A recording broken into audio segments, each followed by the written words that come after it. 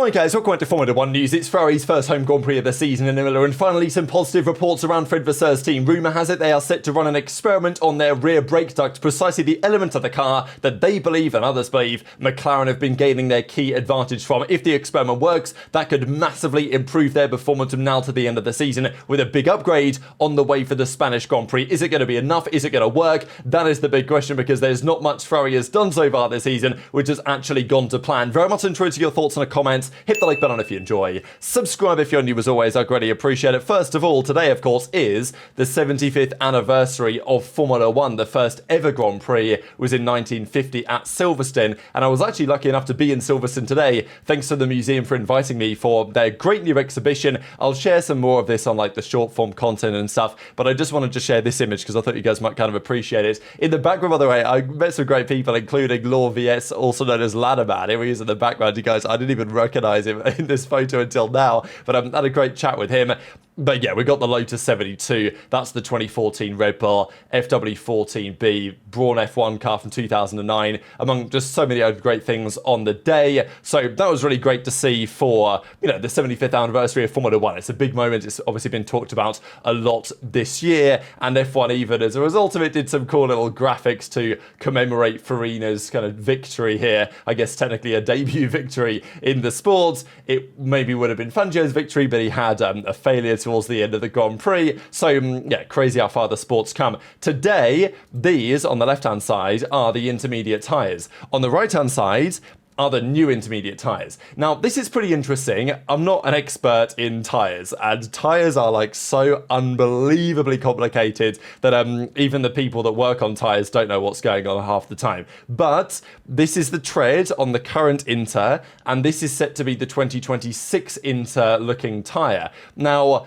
what does this mean? I don't know. The conclusion might be, as far as I'm concerned, these grooves are deeper on the current Inter than the future Inter. The implication may be that this Inter will be less good. I don't know. And that could be a good or a bad thing, right? If the Inter is a weaker tyre, or even if it's the same but it just doesn't, you know, disperse the water as efficiently maybe as the current one, then maybe that's going to mean the wet tyre is relevant again. I think like that's the number one thing I would try and achieve right now with the Inters and the wet tyres, is not necessarily to make them massively better performing. It's just the wet is a useless tyre, because there's just never a scenario where the wet is faster than the Inter in conditions where we can actually race. So, you know, there's a couple of solutions there. I mean, if you make the Inter worse, I'm not really sure that solves anything, to be honest. If you don't make the wet better, you know, the wet tyre being better would be ideal. I mean, even Vettel, before he retired, was moaning every weekend at rain about the fact that a wet tyre was useless, and it still is. It's not just the tyre's fault, obviously. These cars create a lot of spray, and in conditions where the wet is the fastest, right now they're practically unraceable. But I wanted to share that update regardless. See what you guys think in the comments. This is Lewis Hamilton. Now, there is a bit of a meme in F1. Whenever Hamilton posts a topless pic, someone gets fired or something dramatic happens. It's happened plenty of times before. The funny thing is, he puts this up yesterday, and the big rumours, of course, going around over the last couple of days have been around Christian Horner. And actually, you know, the Daily Mail picked this up, Metro picked this up, Daily Express picked this up. So, you know, look, I'm not saying it's going to happen. Obviously, they're basing this off a report that doesn't necessarily have the best validity behind it. But there certainly have been rumours gaining traction that Horner could be on the chopping block potentially. It would be an interesting time to do it, given, you know, arguably they had the opportunity to do it last year. And I'm not sure that getting rid of Horner is the solution by any means, to be honest. I think that would probably be a mistake from a purely sporting perspective. But obviously people are going to have their perspective on it, because not everyone's the biggest fan of Christian Horner. So anyway, this is the big rumour of the last couple of days. We talked about it. Red Bull themselves have denied it and said, don't know what you're talking about. You know, these media claims. It is also interesting, by the way, that I think the Austrian press talked about this, and the Austrian press kind of were referring to an Italian publication about it, but, you know, it wasn't exactly clear where and when that Italian publication has said what they said. So there's just some confusion really as to where exactly these rumours have come from. Have they come from the Italian press? Have they actually come from the Austrian media? Because if they've come from Austria, then it, you know, gathers a bit more steam, because that, of course, is the country that owns, well, not the country, but you know what I mean, the people from the country that own 49% of Red Bull. We have Helmut Marko, among many others, part of that kind of group. So there's lots to potentially discuss there, but they say that there's no pressure, nothing is changing for the time being. Speaking of this type of thing, I thought it was great to see Martin Brundle today awarded with his OBE. Speaking of Brundle, I did want to share this, of course, from the exhibition today. This is a Brundle race suit from back in the day, and what I thought was really cool was this. I think you guys might appreciate this a little bit. Like, this is the entry sheet from a Grand Prix back in the day. You can see Senna's signature, like Gerhard Berger, among many other legends. Mansell's here, Patrese, Damon Hill, Mika Hakkinen, Schumacher, Brundle, among others. So, Jean Alesi at the bottom. So, I thought that was a pretty cool piece of history. I don't think they do that type of stuff anymore. Red Bull have been under some pressure as well, though, on the engine side, as we know. I think the general talk from Ford is that they're actually pretty happy with the targets they're hitting. The question is whether it's going to be reliable. I think that's the main debate right now around these engines for 2026, whether what Red Bull come up with is going to be as reliable as their competitors for 2026. Audi not expecting to be very good. Cadillac aren't even coming in for a couple of more years. Mercedes are very committed to what we currently have, thinking they might well be the best.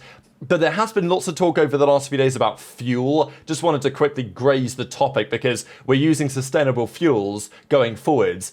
But, they're synthetic, they're very, very expensive. Some teams, went the biofuel route, some teams went a different route. And there's a big debate right now on who's going to nail it from the fueling side, because the team that doesn't, there's an argument right now that Petronas, Mercedes' partner, might not be on the right track here. That's certainly been a rumour. If their car is great, if their engine is great, that might not be enough if the fuel isn't good enough and isn't hitting the performance metrics. So, look, I'm not going to say Ferrari copium, but I am going to say that some people have pointed anyway to Shell as potentially one of the strongest fuel suppliers in 26. So I'm just going to leave that there for the time being. I'm just going to leave that there. Imola this weekend has a new tyre, and this is actually a big talking point of the weekend. Now, the C4, C5, C6 tyres will return in Monaco, and I think in Montreal they've confirmed as well. But this weekend is the return of effectively the ultra soft tyre. The C6 compound is here, and it's a big deal for the sport. Pirelli are trying everything to spice up these races, but it is going to be fascinating to see the C6 in action because it's, meant to be the qualifying tyre. Although, who knows, if it completely burns out in a heartbeat, maybe teams will qualify on the medium, the C5, which is still a very, very soft tyre, but you know what I mean? Because it's obviously meant to be ultra high performance and grip, but it's going to degrade massively rapidly. And that's probably what it might do. Whether it can hold on enough over one lap, that's one of the advantages that even the McLarens have had with controlling their rear tyre temperatures, is actually even over a one lap situation. By the time you get to the third sector, McLaren are better positions than their rivals on many occasions. But the C6 is here. That's Pirelli's attempt to spice up the races, cause a couple of two stops. We'll see if it actually transpires. But nobody really ran this tyre even in testing, right? You guys remember pretty much all the tyres the teams would run lap after lap after lap were on the C3. Not many teams did that many performance runs on anything more than a C4 or C5, and I think there was only a couple of teams that even adopted to use the C6. So it's a tyre that many of the teams have absolutely no data on at all, and it's going to be the quali tyre. So there's going to be a lot to say on that. Imola's contract, as we know, though, expires this year in 2025. Barcelona, Cota, Zandvoort. We know that Zandvoort isn't coming back. Look, I like Barcelona. I hope it comes back, but it probably won't. It's going to be replaced by the Mad Ring. Can't wait for that one. Baku will probably stay, although I'm not a big fan of it personally. Cota, I'm sure, will get an extension, but it's kind of crazy to think that Miami just got extended until 2041, and clearly the best track in the Americas is right now under review next year. But let's talk about the upgrades that these teams might potentially bring, because this is the big talking point of the Imola weekends. Red Bull have something in the pipeline. McLaren haven't really said much at all in terms of what they're working on, but I'm sure they're cooking up something. Verstappen has won 3 times in a row at Imola. He's looking for his 4th in a row. Piastri has won 3 times in a row this season over the last 3 races. He's looking for a 4th in a row at Imola. One of those streaks will come to an end. Maybe both of those streaks will come to an end. That is certainly possible. But McLaren, where are they getting their performance? Lando said it in the media the other day that he knows why they are fast and what they are doing to be fast, and as a result, he is very confident that they can continue to execute in this manner. Have other teams figured it out? Will other teams figure it out? Is it to do with the flexible wings? That may be part of it, but it doesn't seem to be the whole picture. Have they got water in the tyres? That doesn't seem to be likely either. It's all about the rear brake duct. That's been the massive discussion over the last few days, and the teams have probably known this now for a little bit of time. The speculation in the media over the last few days has mainly been around, okay, yes, we know they're doing something on the rear brakes. What actually is it that they're doing? But it's not like, look, when the media have picked up on this as a story, the teams have known about it for weeks, if not months, right? Like, that's how it goes. Because the teams, they scrutinize everything. That's their job to do it. It's not like the teams were oblivious to these type of concepts. And look, I wouldn't be surprised if other engineers also had their theories about these phase-changing materials that we discussed. Whether that's actually what's going on, who really knows? But Red Bull have been trying to figure this out, because the FIA after Miami have said, look, whatever they're doing, and obviously the FIA aren't going to say what they're doing, but what they are doing is legal, according to the governing body and the stewards. So Red Bull, off the back of that information, have said, okay, well, let's replicate what they're doing. I'm sure they have their ideas, they have their theories, but the general theory is now they're not going to rely on this, magic wand of effectively getting what McLaren are doing bans, but rather they're going to have to focus on their own diligent engineering. And this is interesting, right? Because investment into these rear brake ducts, this type of technology, is valuable. I know that you might think, oh, well, it's working on this year's car, not next year's car, and okay, maybe the regulations differ slightly, but fundamentally, the idea of having efficient airflow to control temperatures on the rear is a concept that will be very valuable next year as well. So it's the type of thing that the teams might be very willing to sink loads of money and resources into trying to figure out, because yes, it's focusing on this year's car, but this is an advantage you maybe can't afford to give McLaren going into the new cycle. So Red Bull are working on it, as are, can you believe it, Ferrari. The big rumour is they have an experiment planned for this upcoming Grand Prix in Imola that will give them some information on what they should do next and where they should potentially go. Their big upgrade is coming later on. We think Silverstone may be the target for their new rear suspension that they are seemingly working on. They do have other upgrade packages. I mean, they talked about a new floor, they talked about some other things, but they've delayed them and delayed them and delayed them because they wanted to fix the balance or something, and that hasn't really worked.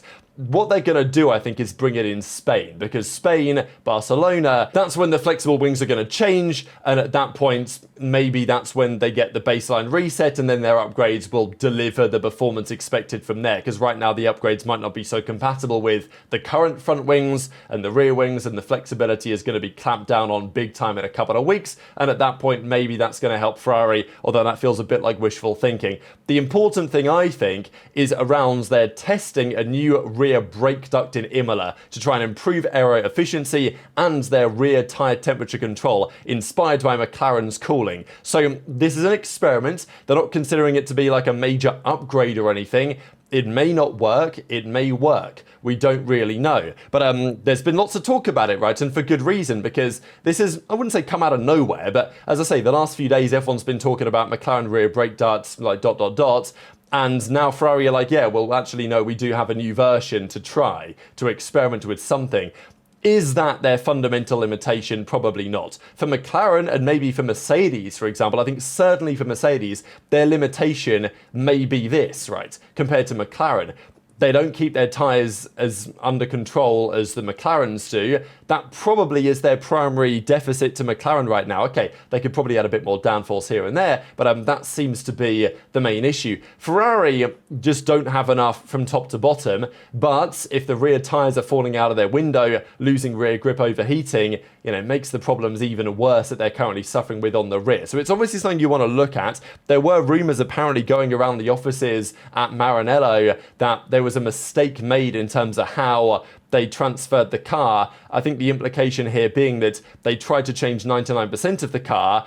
They actually didn't really. They thought they did, but there was some, let's say, mapping year to year that was kept and maybe it shouldn't have been, that therefore doesn't align so well with some of the newer concepts. But look, Loic Serra, ideally, I'm sure he would like to focus on 2026, but right now they cannot. There's an interim job, it seems, to unravel the enigma, what they call it, of the SF25, and, reorganising some of the developments that they had planned. This, though, is the rear brake duct, significantly less complicated than what McLaren are rocking with, which is, in this case, kind of image right about here. But Rosario goes into some of the details here and says that everything's been postponed until after Spain. It's currently in the pipeline, the new floor, the new bodywork and all this type of stuff. Barcelona represents a watershed on the technical front to understand how the balance of the cars with stiffer wings will change, especially for those teams that have based much of their firepower on the deformation of that. That is definitely a question, but there's obviously other things going on as well. And it seems that McLaren will turn up potentially with the same thing, but Ferrari will turn up with no significant new features apart from a one-off test involving a new rear brake duct, updated in the internal ducts, both for aerodynamic reasons and for different cooling management. So it's not considered like it's an upgrade precisely, it's an experiment. But if it's an experiment that works, and they achieve what people are describing as the McLaren effect, I mean, it's pretty doubtful that they'll get it immediately. McLaren have been working on this for years. But still, if it works, like, who knows, right? Maybe Ferrari turn up, they put this new rear brake duct experiment on the car, they run it in free practice, their rear tyres are in a much better window.